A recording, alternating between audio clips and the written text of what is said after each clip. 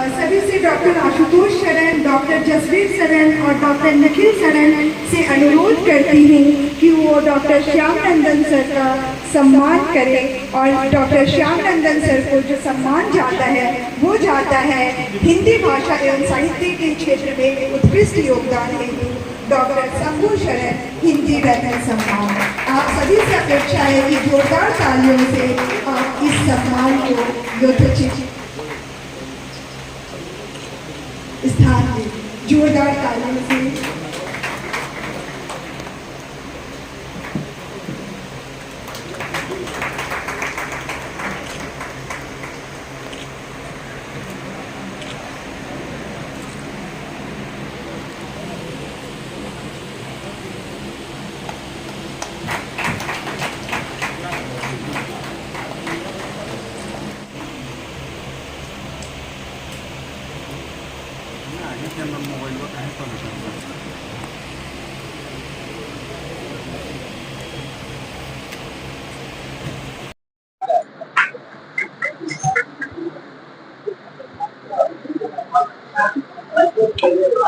पुनः एक बार हम डॉक्टर निखिल शरण सर से अनुरोध करते हैं कि वो डॉक्टर आशुतोष शरण का स्वागत करें पुष्प गुच्छ एवं अंकपत्र देकर। डॉक्टर निखिल शरण आइए सर।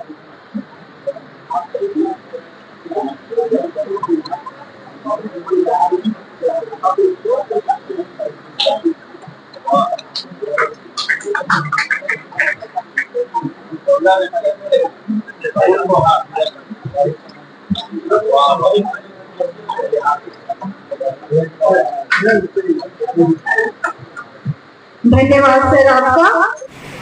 आज एक और महत्वपूर्ण दिन है जब हम देश के द्वितीय प्रधानमंत्री श्री लाल बहादुर शास्त्री जी की जन्म जयंती को मना रहे हैं। हम जानते हैं कि स्वतंत्रता आंदोलन में उन्होंने बढ़ चढ़ के हिस्सा लिया। गांधी जी के बहुत प्रिय थे, नेहरू जी के भी बहुत प्रिय थे। विवेकानंद जी का गहरा प्रभाव उनके ऊपर देखने को मिलता है और वो एक प्रमुख गांधीवादी केवल कर्म विचार से नहीं बल्कि कर्मों से भी थे और बहुत ही सीमित धन वो अपने पास रखते थे, क्योंकि एक्यूमुलेशन उनके पास धन था भी नहीं और वो एक्यूमुलेशन जो वेल्थ एक्यूमुलेशन है उसमें भी विश्वास नहीं करते थे। बड़े लंबे समय तक प्रयागराज में उनका परिवार किराए के मकान पर रहता रहा और बाद में जब उन्होंने एक फिएट कार खरीदी तो उसका भी लोन उनके बाद में उनके बेटों ने उसको चुकाया। तो इस तरह का परिवार था जो प्रधानमंत्री रहा हो, इंफॉर्मेशन ब्रॉडकास्टिंग मिनिस्टर रहा हो, इंटरिम गवर्नमेंट में जिसने काम किया हो, उसने कभी धन को संचित करने का कभी उनके उसमें विचार ही उनके मन में नहीं आया, क्योंकि वो गहराई से महात्मा गांधी से प्रभावित थे और बहुत ही सादगी का जीवन उन्होंने हमेशा बिताया। बहुत कम कपड़े उनके पास रहते थे पहनने के लिए, एक या दो सेट कुर्ते पैजामे में ही वो अपना काम करते थे,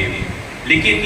अपनी ईमानदारी के लिए वो पूरी देश में पूरी दुनिया में हमेशा जाने जाते रहे और अपने व्यवहार के कारण बहुत मृदुभाषी थे और बहुत सारी इससे संबंधित जो एनेक्डोट्स हैं, जो कथाएं हैं उनके बारे में प्रचलित हैं। और जब वो ट्रांसपोर्ट मिनिस्टर थे तो जब पहली रेलवे दुर्घटना हुई तो दुर्घटना की नैतिक जिम्मेदारी लेते हुए लाल बहादुर शास्त्री जी ने अपने पद से इस्तीफा दे दिया था और नेहरू जी ने उस इस्तीफे को स्वीकार नहीं किया। लेकिन बाद में जब दूसरी दुर्घटना हुई तो उसके बाद जब भी उन्होंने इस्तीफा दिया तो ये भारत की राजनीतिक व्यवस्था में एक उदाहरण के रूप में ये स्थापित हुआ कि यदि किसी भी मंत्री के विभाग से संबंधित कोई इस तरह की दुर्घटना घट जाती है तो उस मंत्री को उसकी नैतिक जिम्मेदारी अवश्य लेनी चाहिए। जो उसकी तकनीकी जिम्मेदारी है वो तो उन लोगों की है जो वहाँ पर कार्य कर रहे थे, लेकिन नैतिक जिम्मेदारी लेते हुए लाल बहादुर शास्त्री जी ने अपने पद से इस्तीफा दे दिया। एक जगह उनके जो पुत्र हैं सुनील शास्त्री, वो दिल्ली विश्वविद्यालय में पढ़ते थे, तो वो एक जगह लिखते हैं कि दिल्ली विश्वविद्यालय में जब मैं अपनी फीस जमा करने के लिए गया, काउंटर पर गया तो लंबी लाइन लगी हुई थी और मेरा जब नंबर आया तो उसने तब उस समय ऑनलाइन पेमेंट वगैरह की व्यवस्था नहीं थी। तो जो वहाँ पर लिपिक बैठे हुए थे, उन्होंने उनसे नाम पूछा तो उन्होंने नाम बताया, और जब पिता का नाम पूछा तो उन्होंने बताया श्री लाल बहादुर शास्त्री। तो वहाँ जितने लोग थे सब अवाक रह गए कि प्रधानमंत्री का लड़का स्वयं लाइन में लग करके अपनी फीस का पेमेंट कर रहा है। वो अपनी फीस किसी से भी भिजवा सकते थे, लेकिन ऐसा करना उन्होंने उचित नहीं समझा, और अपने प्रधानमंत्री काल में भी कम से कम हवाई जहाज का उपयोग करना, हेलीकॉप्टर का उपयोग करना, या अपने घर में होने वाले व्यय को कम से कम रखना, इसके ऊपर उनका बड़ा जोर था, बड़ा एम्फेसिस था। और बहुत सारी ऐसी इस तरह की बातें हैं जो उनकी ईमानदारी को, उनके व्यक्तित्व की, देश के प्रति निष्ठा को स्थापित करती हैं। जब 1965 का भारत पाकिस्तान युद्ध प्रारंभ हुआ तो ये एक बड़ी चुनौती के रूप में उनके सामने आया, और अधिकांश लोगों को लग रहा था कि ये दुबला पतला कम कद का व्यक्ति कैसे इस विभीषिका को झेल पाएगा, क्योंकि भारतीय व्यवस्था में कुछ अच्छा होता है तो वो प्रधानमंत्री के सर पर जाता है, और कुछ बुरा होता है तो वो भी प्रधानमंत्री के सर पर जाता है। तो देश में पैसा नहीं है, देश की अर्थव्यवस्था ठीक नहीं है 1962 के युद्ध के बाद से, और ऐसे में फिर 1965 का युद्ध आ जाना, ये एक बहुत महत्वपूर्ण घटना उनके पूरे प्रधानमंत्रित्व के काल की थी। और इस घटना में उन्होंने देश का नेतृत्व किया, और बहुत सारे ऐसे अंतर्राष्ट्रीय संबंधों के विद्वान हैं जो ये लिखते हैं कि जिस प्रकार की कूटनीतिक चातुर्य का परिचय लाल बहादुर शास्त्री जी ने दिया, वैसा बहुत कम देखने को भारत के इतिहास में मिलता है। जब युद्ध विराम का प्रस्ताव आया तो उन्होंने तुरंत बड़े चातुर्य से उसको ये कहते हुए स्वीकार कर लिया कि युद्ध में भारत की विजय हो गई है, क्योंकि यदि लंबा युद्ध चलता तो उसका निश्चित रूप से जो प्रभाव है वो भारत की अर्थव्यवस्था पर पड़ता, और भारत को उसका अधिक नुकसान होता। पाकिस्तान क्योंकि एक सेल्फ डिस्ट्रक्शन के रास्ते पर था, इसलिए उसको कोई बहुत फर्क नहीं पड़ता था कि वो युद्ध लंबा चले या छोटा चले, या वो भीख मांगे या जो भी करे। तो ये लाल बहादुर शास्त्री जी का जो चातुर्य था, और फिर ताशकंद जाकर के उन्होंने समझौते पर हस्ताक्षर किए, तो ये अपने आप में एक अप्रतिम, एक अभूतपूर्व बात थी। और बहुत सारे अंतर्राष्ट्रीय संबंधों के जो विद्वान थे, डिप्लोमेसी के जो विद्वान थे, उन्होंने इस बात की उम्मीद भी नहीं लगाई थी कि इस तरह से लाल बहादुर शास्त्री जी बहुत जल्दी युद्ध विराम तक पहुंच जाएंगे, और जो दक्षिण एशिया है वहाँ पर वो शांति स्थापित कर पाएंगे। तो ये अपने आप में उनके कार्यकाल का एक बड़ा महत्वपूर्ण डेवलपमेंट था, जिसको कि उन्होंने बहुत कुशलता के साथ इसका उन्होंने सामना किया। ईश्वर में उनका उत्कट विश्वास था,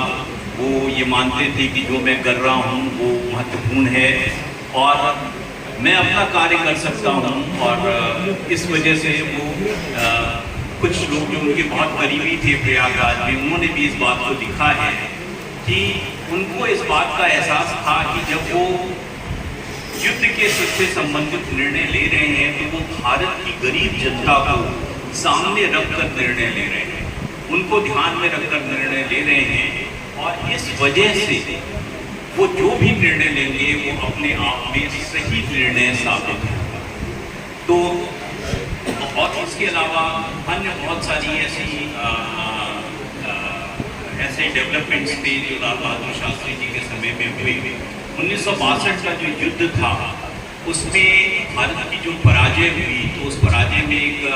महत्वपूर्ण कारण माना गया हमारे विदेश मंत्रालय में, कि विदेश मंत्रालय जो राजनयिक है या हमारा जो खुफिया तंत्र है, वो इस बात का आभास भी नहीं लगा पाया कि चीन भारत के ऊपर आक्रमण करेगा। तो इसको देखते हुए, इससे सीख लेते हुए उन्होंने प्रधानमंत्री बनते ही अपने विदेश विभाग में बहुत मूलभूत परिवर्तन किए, आधारभूत परिवर्तन किए, और पूरे के पूरे विदेश विभाग को उन्होंने एरिया बेस्ड बना दिया। और उसकी अलग अलग उन्होंने विभाग और डिवीजन बना दिए कि ये पर्टिकुलर विभाग जो है वो दक्षिण एशिया को देखेगा, ये पश्चिमी यूरोप को देखेगा, ये पूर्वी यूरोप को देखेगा। और विदेश नीति को उन्होंने कुछ व्यक्तियों तक सीमित न रह करके बल्कि उसको एक संरचनागत